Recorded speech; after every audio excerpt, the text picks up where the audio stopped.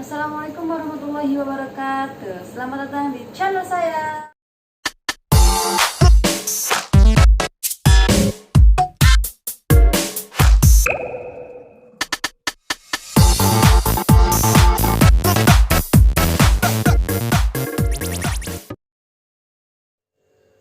Assalamualaikum warahmatullahi wabarakatuh. Oke teman-teman, hari ini kita akan membahas tentang peluang kejadian dan peluang harapan. Yang pertama, peluang kejadian terlebih dahulu. Peluang kejadian itu terbagi menjadi beberapa bagian. Di antaranya adalah seperti ini.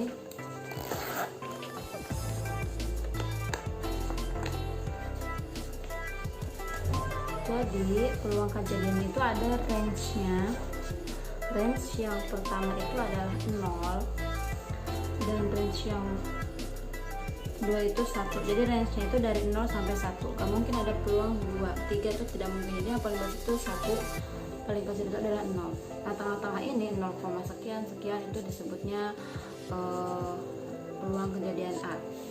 Bagaimana ketika dia berada di kondisi peluang kejadian 0 atau peluang kejadian 1? Contohnya, misalnya ada pelemparan sebuah mata dadu.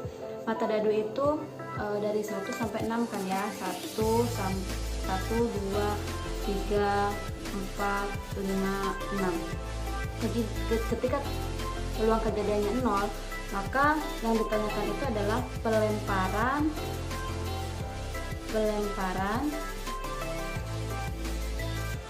mata dadu 9. Mata dadu 9. Ada nggak angka 9 di antara ini? Nggak ada kan? Karena mata dadu itu pada umumnya dari 1 sampai 6, sehingga kejadian ini disebut peluang kejadian 0. Kejadian 0. Peluang kejadian 0. Peluang kejadian 0 disebut juga sebagai peluang kejadian mustahil. Sekarang peluang kejadian angka 1, karena maksimal peluang itu adalah 1. Nah, peluang kejadian 1 itu disebut juga adalah peluang kejadian pasti. Yang seperti apakah kondisi peluang kejadian pasti atau dia peluangnya adalah 1, yaitu ketika ada pertanyaan pelemparan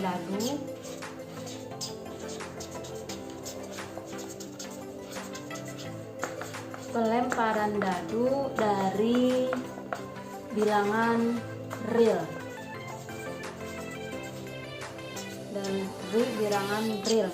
Kalian tahu bilangan real itu apa? Tentunya dari angka 1 sampai 9 ya. Nah, dadu itu di awal dijelaskan bahwa ada angka anggotanya itu adalah 1, 2, 3, 4, 5, 6.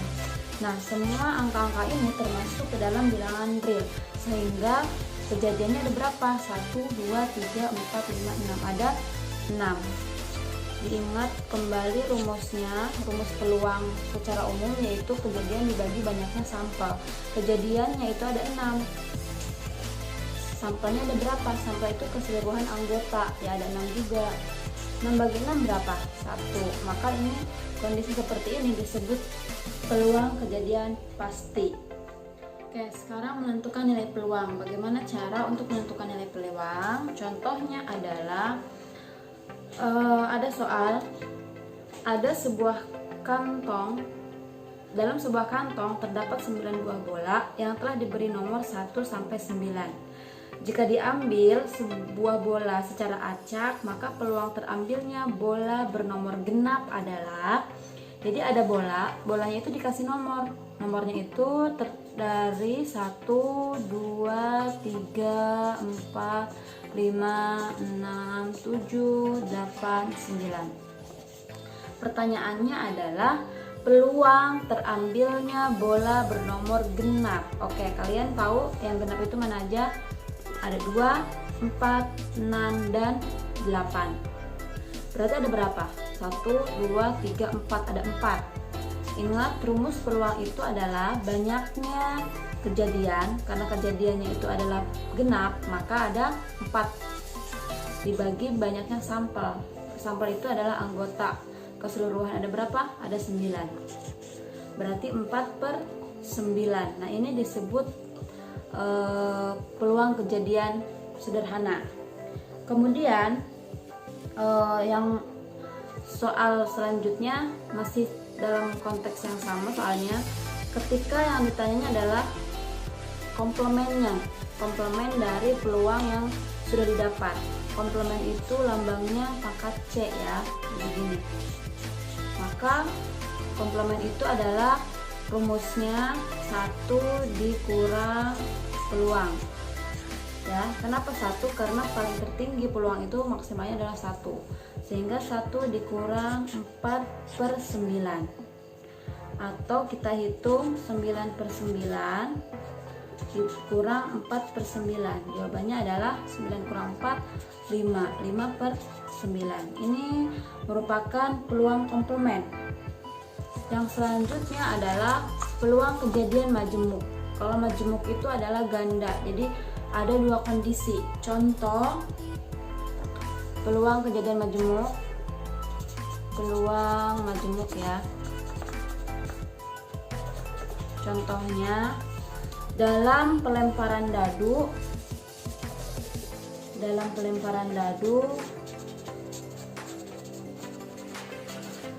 itu yang diambil adalah dadu bilangan ganjil dan genap. Jadi di sini ada dua kondisi, ganjil dan genap. Pertama, kita daftarin dulu anggota si mata dadu itu 1, 2, 3, 4, 5, 6. Ada 6. Sekarang yang ganjil, peluang kejadian ganjil. Peluang kejadian ganjil. Ganjilnya ada berapa? 1, 2, 3. Ada 3 per 6. Selanjutnya genap, peluang kejadian genap. Genapnya ada berapa? Ada 2, ada 4, ada 6, ada 3 juga, 3/6. Lalu peluang majemuknya seperti apa? Yaitu ditambah yang ganjil dengan yang genap peluangnya, tapi ya berarti 3/6 ditambah 3/6. 3 tambah 3 berapa? 6 dibagi 6, hasilnya berapa? 1. Berarti kondisi ini juga menunjukkan bahwa karena hasilnya 1 disebut peluang kejadian pasti. Lagi peluang majemuk yang kondisinya ada irisannya. Seperti apa irisannya? Coba kita lihat dari pelemparan dadu, yaitu 1, 2, 3, 4, 5, 6. Nah, diminta itu adalah kejadian yang muncul bermata bilangan genap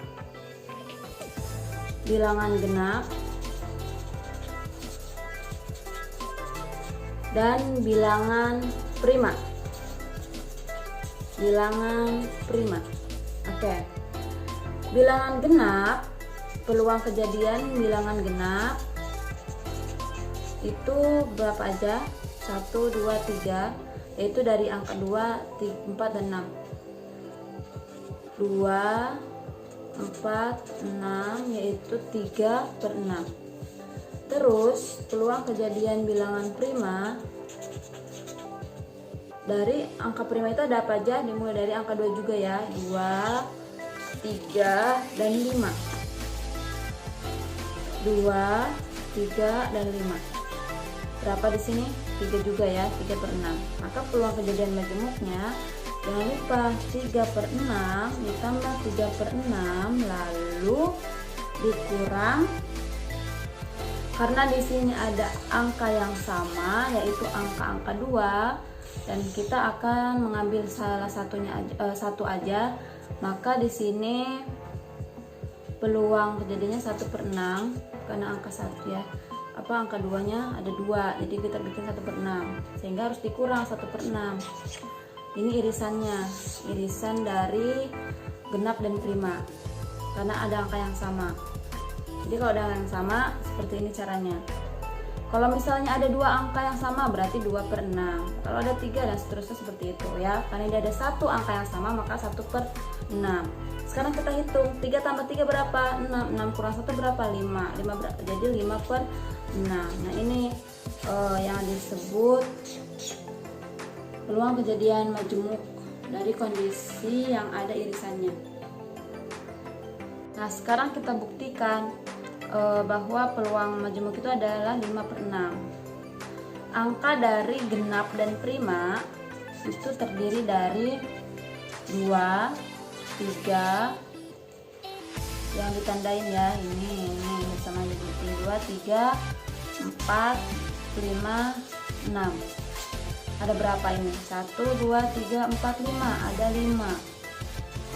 Ada 5 per keseluruhan anggotanya. Nah, ini 5/6 sama ya dengan ini. Oke, sekarang frekuensi harapan. Frekuensi harapan atau disingkat dengan FH. F-nya besar, H-nya kecil. Jadi frekuensi harapan. Frekuensi harapan itu mudah. Jadi kita tinggal mengalihkan aja dengan banyaknya percobaan.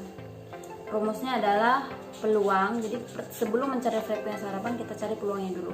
Dikali banyaknya percobaan. Contoh, jika sebuah uang logam dilempar sebanyak 100 kali, tentukanlah frekuensi harapan munculnya sisi gambar.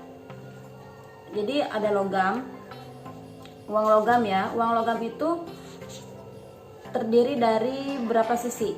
Gambar dan angka. Berarti ada 2 ya, gambar dan angka. Ada 2 sampelnya ada 2 gitu kalau logam. Yang ditanya adalah munculnya sisi gambar. Sisi gambar itu berarti G, gambar. Berarti peluang dari logam itu G ini gambar ya, peluang gambar G nya ada berapa? Ada 1 per berapa? Sampelnya ada 2, jadi 1/2. Berarti peluangnya ada setengah. Banyaknya percobaan itu ada 100, sehingga FH-nya atau peluang harapan dari sisi gambar itu sama dengan 1/2 dikali 100 sama dengan 50. Udah kayak gitu aja. Selanjutnya adalah frekuensi relatif. Itu rumusnya adalah banyaknya kejadian yang dimaksud dibagi banyaknya percobaan. Contohnya adalah Dinda melakukan percobaan melempar sebuah mata uang logam sebanyak 100 kali. Setiap lemparan yang memunculkan sisi angka ia catat dan ia mencatatnya setiap 25 lemparan. Hasil catatannya disajikan dalam tabel berikut ini. Jadi ada sebuah tabel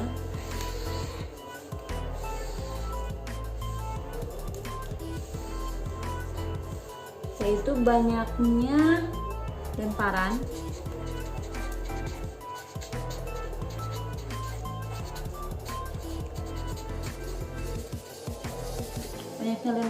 dan kejadian muncul sisi angka. Kejadian muncul sisi angka. Nah, banyaknya lemparan pertama 25, muncul sisi angkanya ada 14. Ini soal ya. Terus setelah 25 setiap 25 sekali gitu, tidaknya 50, munculnya 23. Ini 75, munculnya itu 37. Pada kejadian 100 munculnya itu ada 51. Nah, maka pelemparan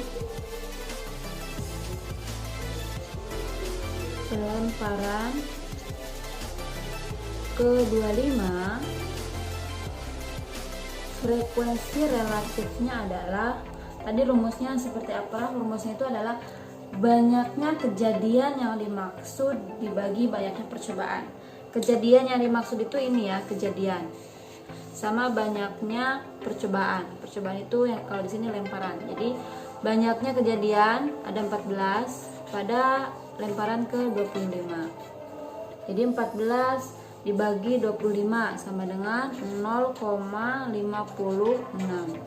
Selanjutnya pelemparan ke 50 itu frekuensinya adalah 23 dibagi 50 sama dengan 0,46. Oke, selesai sudah materi yang sudah disampaikan.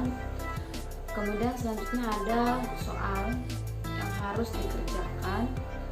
Dikerjakannya langsung jawaban di kolom komentar aja, tapi tulis nama dan kelas ya. Pelajari dengan sebaik-baiknya karena minggu depan kita akan ada ulangan harian langsung 2 bab, 5 soal statistika, 5 soal peluang. Jadi persiapkan untuk ulangan hariannya. Terima kasih dan jangan lupa subscribe, like, and share. Wassalamualaikum warahmatullahi wabarakatuh.